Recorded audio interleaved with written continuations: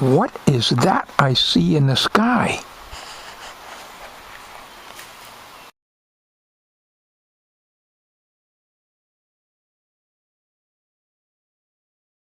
I can't believe it. We got to work between storm clouds. What I'm going to do today, it's $11 a can for the white paint, because I want to redo all these here that I done. Now this one I did last year, I guess. Got a lot of tree stuff on there. But I'm going to double check it before I paint this. I got the white. It's a WB code down here, and there's other numbers here, but when I call 2 auto parts stores, they both have the paint. They're both close to $11 a can. But this is doesn't look all that smooth. I thought it was smoother than that, but well. I'm working up underneath. It's very difficult for me with the sun in my eyes when I'm working on these things. But it's all bondoed, and this is the area here that must be very smooth for the door gaskets. I really don't know what I can do with this. I don't have the money right now to get more rubber, but I want to get a piece of rubber if I can get it. I can check my hardware store and see what they got, to maybe find some rubber-to-rubber cement if they make it, and just glue on another strip of, let's say, 1/4 inch thick by, I don't know, 1 inch wide rubber to go over this flat area, rather than to try to stick something down in these holes. There's only one hole here, and then there's one down here, okay, and none up here. What I want to do is I want to sand this down. This is pretty rough. I want to sand this down, and then the paint that I want to pick up, I still got crap on here that I got to get off, and I want to paint this. It's going to be a little job here to do, and you can see where it's hitting here. I still got crap in there that I got to get out. Now you can see down here where I had primed it a few years ago, and the paint peels off. Now the paint is enamel. They told me it was not lacquer. I put this here, but it's not dripping in here. It's just seeping somehow in here. Now what I have to do here, and I got the sun right in the damn lens, nothing I can do. This area's got to be done again. So I might not be doing any white paint on this. I'm sorry, I can't do nothing about the sun in the lens. Let's see if you can see that better. All right, so I'm going to have to hit this again, and then put some more paint on there to cover up any rust that's coming through. Now, I don't think I showed this part, but I have a can of Rust-Oleum gray paint, which matches the spray, that I took and brushed in heavily in here, so that you don't see any rust. If you look on the driver's side here in the back, you see this groove here. This stuff is, like I say, was in here when we got the van, and there's like a little area here where water could get in. So what I do is I clean that out with a brush and blow it out, and then I take this paint, gray paint, and I put it very heavy so it goes down in there. So that'll be like a sealer, so you don't have any water getting up underneath there, and then therefore rotting this out here. I have to redo this, so I'm not going to be painting this white today. And it looks to me like, you see this area right here? Okay, I got to sand more of that. Now on the other side, which I already showed you in an earlier video, I sanded, and then I found a hole there, and then I had to Bondo glass it. I can't buy the Bondo glass just yet. That's going to have to wait. In here, you can see I got to try to clean that out a little bit. What I'll probably do with that is to put some Bondo in there, and that will seal that up so no water will get up underneath. And maybe I'll dig in here a little bit and put a little Bondo in here and redo this area. This is the one where I told you I had the Bondo right in here. Now this still got water in here because of course we get rain every damn day, and more rain last night, so I'm going to have to soak up any water that's in here with a paper towel before I paint that. And what I got to do is to water sand it, because you got a ridge here. I don't even know if I'm on camera. I cannot tell.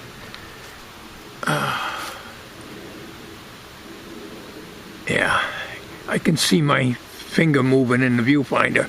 All right, they got a ridge here because, you know, it's built up with gray paint. So I want to sand that lightly, get the ridge out, because where I had the masking tape here, and then just put some newspaper to keep this overspray from hitting here, and then feather in the paint. I think that's just discoloration there. If not, we'll put some primer on it and paint it and be good enough. That'll outlast me. And I have to get up on the ladder and see if I can. This side's got the sun, so it's dried up any water that's in there. This one was done not too long ago, and I think that's ready for a little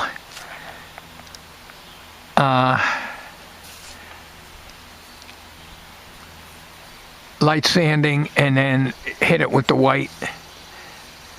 And instead of masking it off here with the white, I'll just mask this area, okay, and the luggage rack up there so the paint don't get on there, and that way it'll blend in better. You know, it'll look less obvious. So we use a very fine sandpaper. I don't know what grit I have, but get the finest that I happen to have on hand, and very lightly hit this in this area, and spray around here, but let it feather out on the sides after I sand this area, because I don't want it to end up like this. This is where I had masked it off. I did this a few years ago, and you can see a plain outline here. I would be better off to mask this only, put a newspaper or something over here, and just let it cover evenly. Then it won't be so noticeable, because you can see a border where I got the masking tape on it. You know, body paint jobs and stuff I'm no good at. It's just a hillbilly quick fix or redneck quick fix. But all this will take time. So there may be some videos on this, but not very many. Not much video, because primarily I'm going to be doing body work underneath the fenders, and both front, left and right, but I can't do that until I know I got 2 good dry days. And right now the temperature is nice, because I know what's going to happen. It'll be 90 degrees and 100% humidity, and I'll be burning up and trying to get my breath and everything else, because I can't take high heat and humidity and never could. So today is ideal, but we got some events coming up Saturday and Sunday, so I can only work for a few hours both Saturday and Sunday, so I may not even attempt to buy the Bondo glass until I can work under one wheel well. One wheel well is going to take me at least 2 days. By the time I jack this thing up and get it on blocks and everything else and get it safe, you're talking a good hour at least for doing that. And I have to get started on it early in the morning. So this is a rundown video of what I want to do, and I'm not going to start putting the white on this yet, because this will need some Bondo up underneath. Again, I'll just put some Bondo glass in there, and then the wheel well. That's the pool noodle right there. I gotta somehow clear that crap out. And I'm not going to put sheet metal in there, because if I have to sheet metal it, I use pop rivets, or if I use screws, they're going to be coming up inside, and I can't have that. So I'll use the Bondo glass when I get some more, clean this up really good, clean as much out as I can on this, which I probably will not be able to get very much out.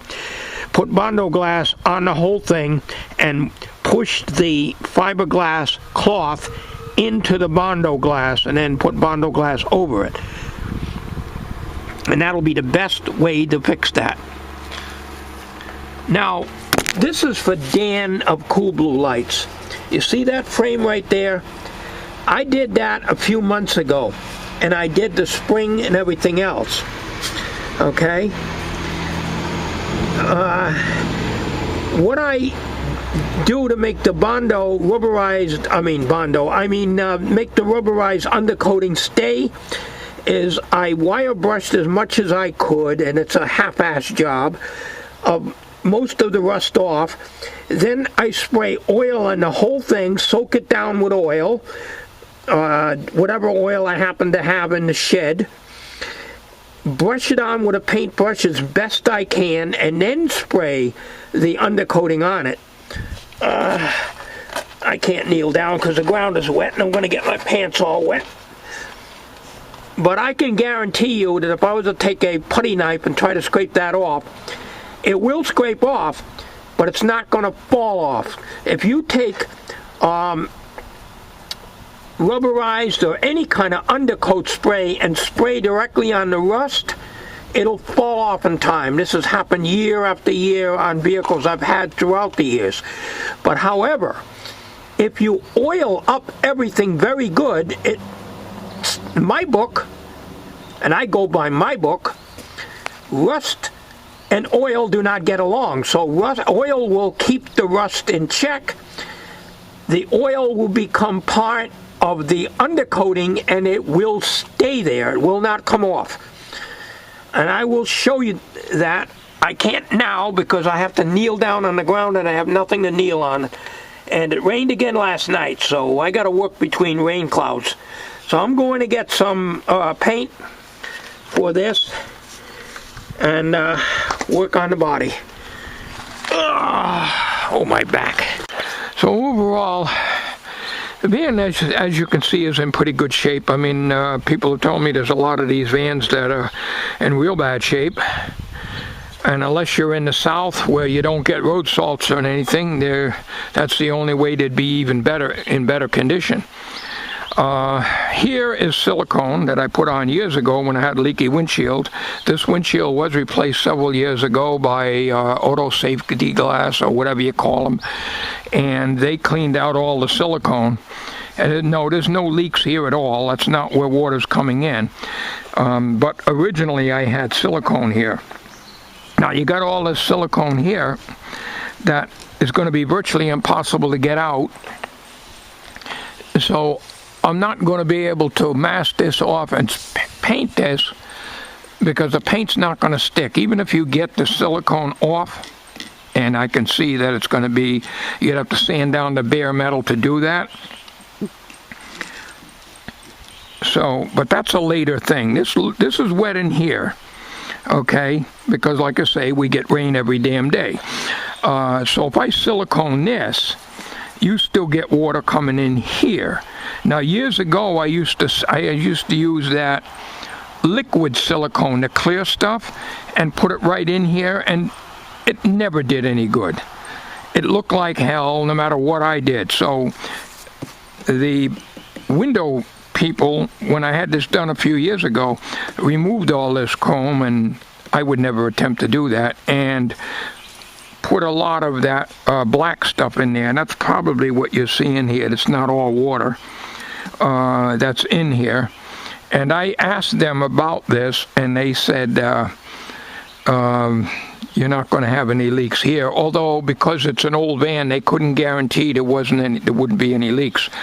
But but there definitely is no leaks coming in the windshield. What's coming under the dashboard is a mystery leak that is way in the back here, inside under the cowling, way over here, and it's running down through into the corner and coming out way over in the corner. So this is still collecting water.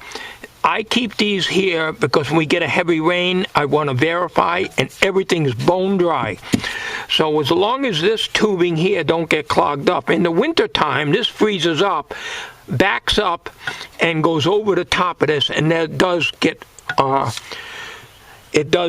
water on there is water on the floor. I can't even speak today. So this, as I said, is just here to keep the floor fairly clean when I'm driving it, and I really should start using it. So that's the story there.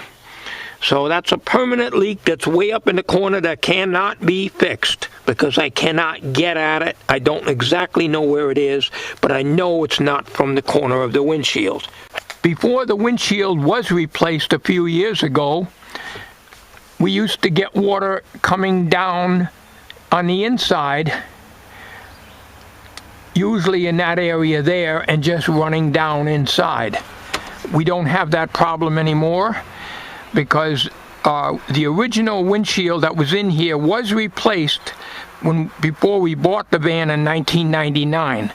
So this van was 9 years old when we bought it in 99. And it was in, I guess, an accident way before we bought it. And when the guys did this windshield, they said there was nothing holding it in. It had almost no sealant in there at all. So whoever did this window way before we bought the van did a half-assed job.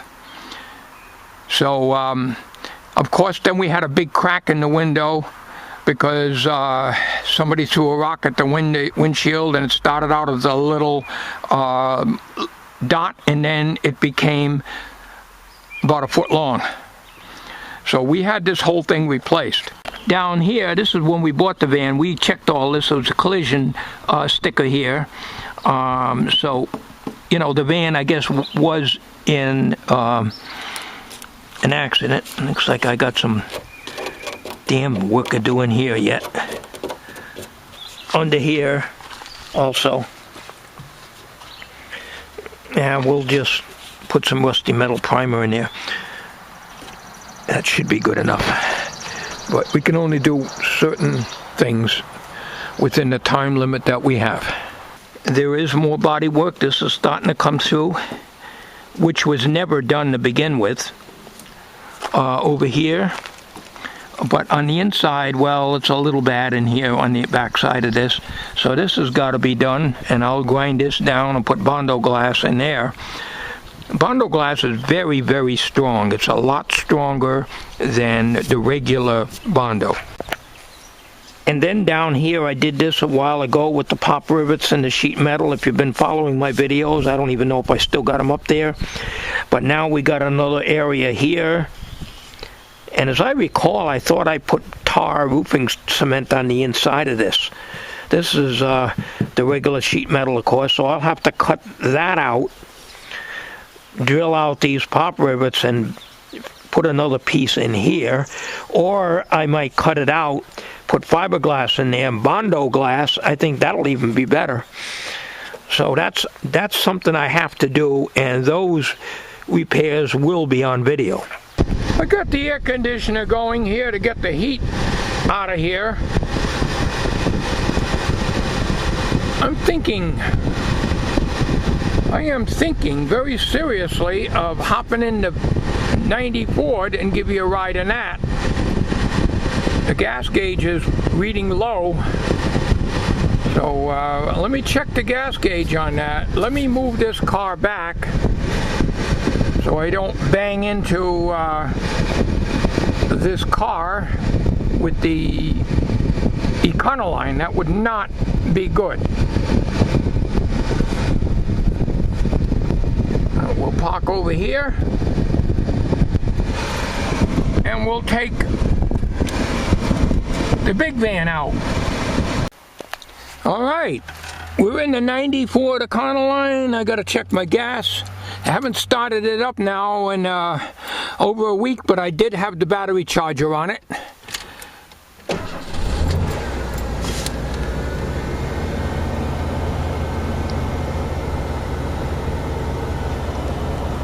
Now, we're sitting about between 1.25 and on gas here. The only thing is the heat gauge stopped working quite a while ago, and I think it might be the sensor.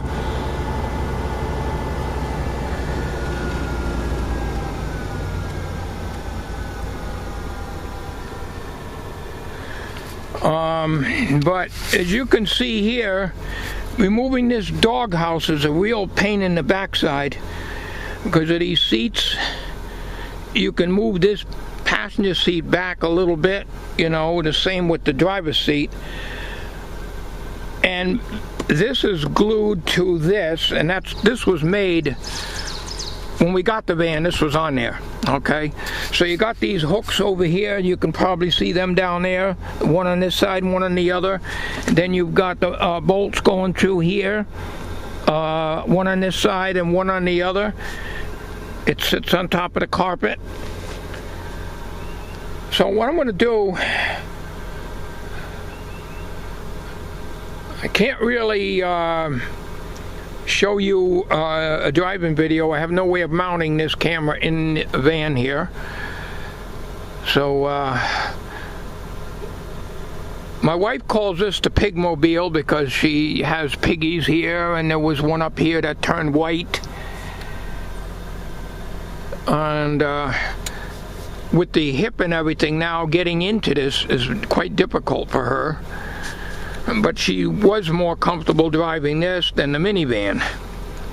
I probably should remove these newspapers. Matter of fact, I think I will. So let's get going on the trip here. I might as well run this because this van don't get used very much. It gets started up, but it's not on the road very much. And it doesn't do any good sitting in a gravel driveway. Everything under the van gets rusty. Even the starter.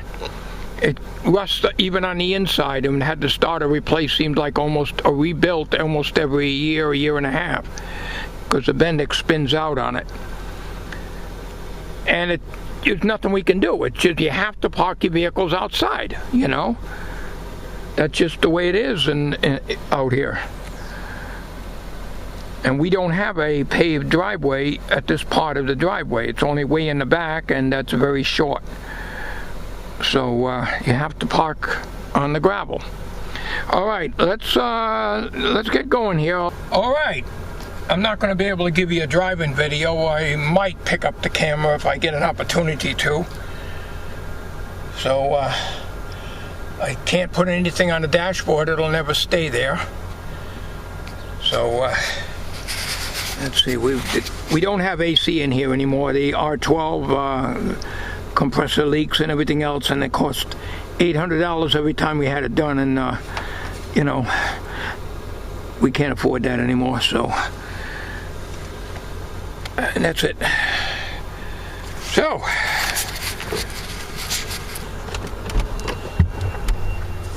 we don't want to hit the minivan.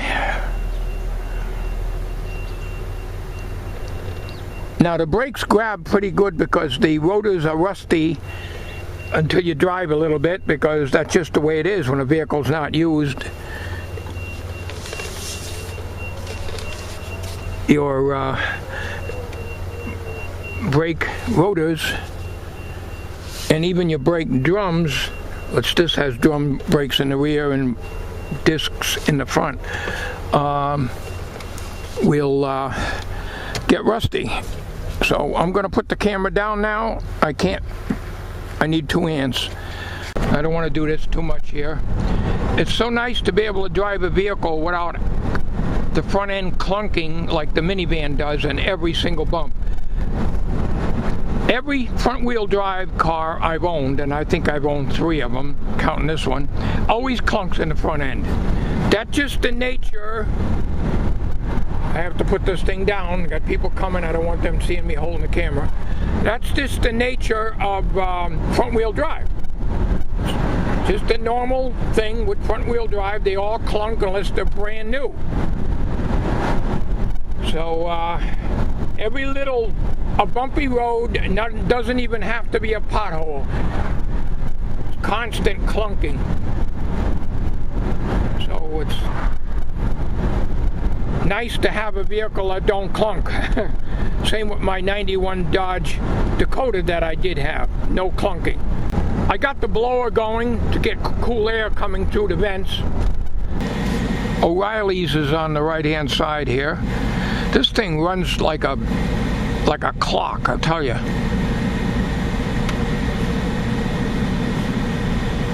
You can hear the blower going, otherwise it's quiet. I got the blower going so I can get some air in here.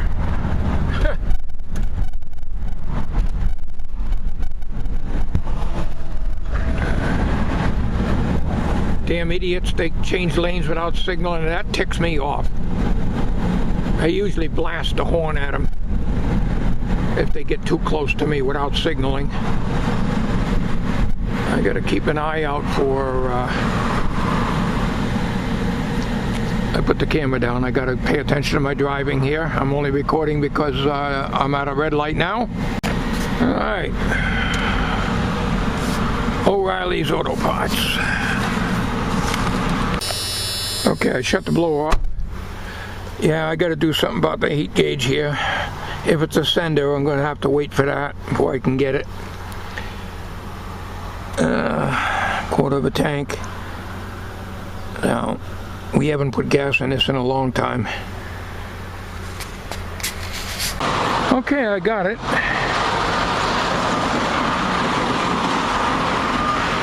Well, $2.92 a gallon for regular. So we'll throw in $10 because that's all I can do right now. Because we're sitting right on a quarter of a tank and it's starting to go under that. That'll probably get me all of about 3.5 gallons if you average it out to $3 a gallon. Could I get $10 on, I didn't even notice the pump 5 I guess, or whatever's on the other side of that. $10? Yeah, regular.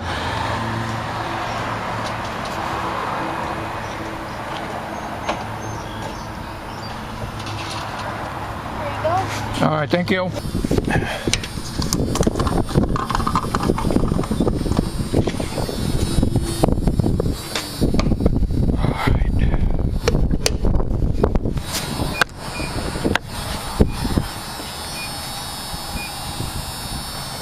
$2.93 a gallon.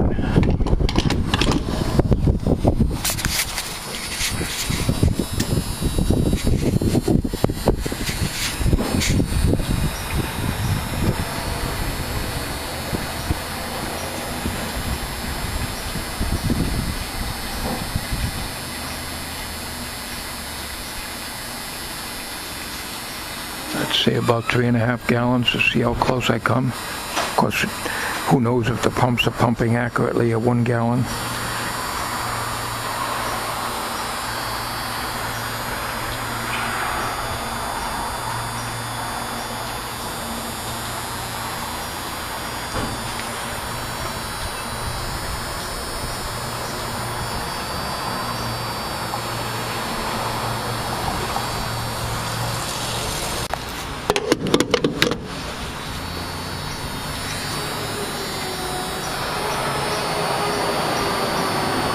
Don't get much for your money these days. And Cumberland's is even higher than this.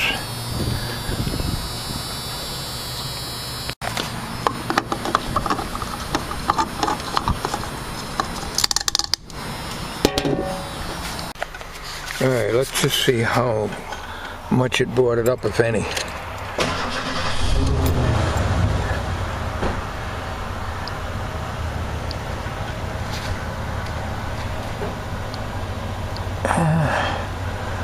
Well, a little better than I thought. Of course, it's got in this particular vehicle, when it's a quarter of a tank, it's got a lot more in it. Whereas if it's a quarter of a tank in the minivan, it's just about empty. And of course the heat gauge isn't working, but I did check the water level reservoir and it's fine. So when I was at O'Reilly's, so I guess we'll head home now. Well, I'm over here at Cumberland Farms only to get something to eat. The Smart Pay is $2.86 for regular, the left-hand thing there, and $2.96 for a non-member. So Stop and Shop is cheaper. Just wanted to show you $2.96 versus $2.92. Now, as I've told you so many times, we have to work between raindrops.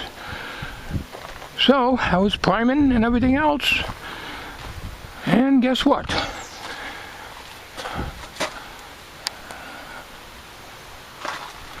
Story of my life. So I wiped it down best I could. I'm no good at using paint like this because it runs every damn time I try to use it. When I spray into these areas that don't cover it that good, and I have a tendency to go over, and it was all running here, and I wiped it down. What I'm going to do now is I'm going to hit this up here, but I got to wipe this water off here first. Story of my life. This is why I say you got to work between raindrops, and that's why I won't use a rust reformer, because you got to wait 24 hours before you paint it. And you can't around here because it rains every damn day. So I have to do everything in all at once. So what I'm going to do now,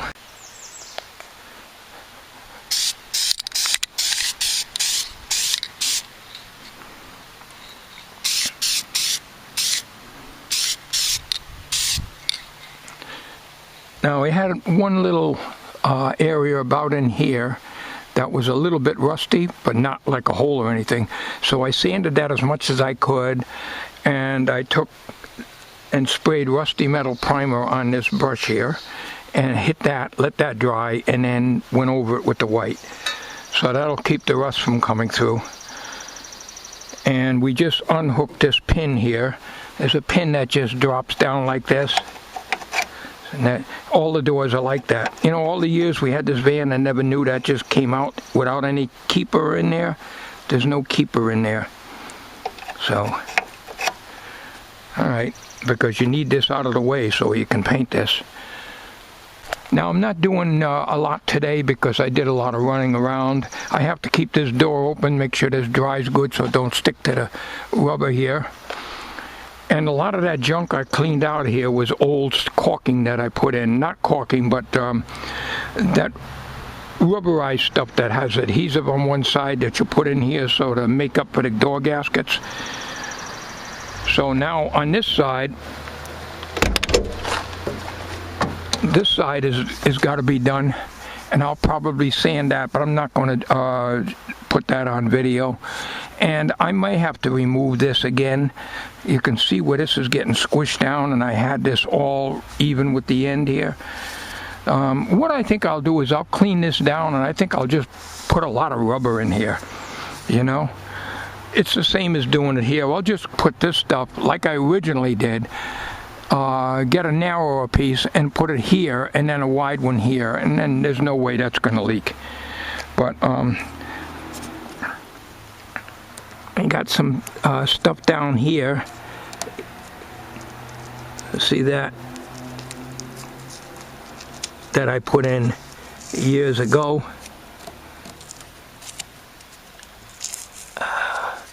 That's not looking too good in there, is it?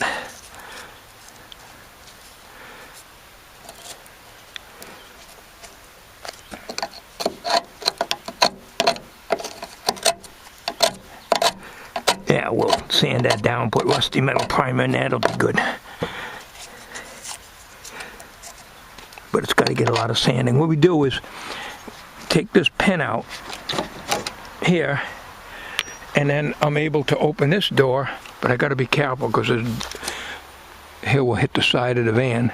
That's as far as I can go with that. And that'll give me a little more working area in here. So I'll do all that off camera. So as you can see, it's not too bad. And it's feathered in because, you know, I just let the paint just go over the top. And it's already dry to the touch. That's what I like about this paint. It dries very quick. It's almost like lacquer, but it's supposed to be enamel, which I hope it is. But I want to hit this channel a couple more times. I'll do that off camera. So, I'm still going to have a leak in here until I can build up that rubber somehow. And I haven't found a good solution yet. There's been suggestions, but right now we'll take care of the edges of the door jamb, I guess you'd call it. We'll get it to look like this, and we'll do all that off camera. So what I'm going to do now is I'm going to work on this corner, and I'm going to end this video. I think it came out pretty good up underneath here. And this here is pretty good in here, so I think I can probably spray this too. So that ends this video for today. When I get to do more work on this, other than these small detail things, I will make a video and set it on a tripod and do that, like on the holes I showed you on the side of the van and so forth, and the wheel wells. So that concludes this video at this time. I'm sure glad I did this in WVGA. Take care, everybody. We'll be seeing you.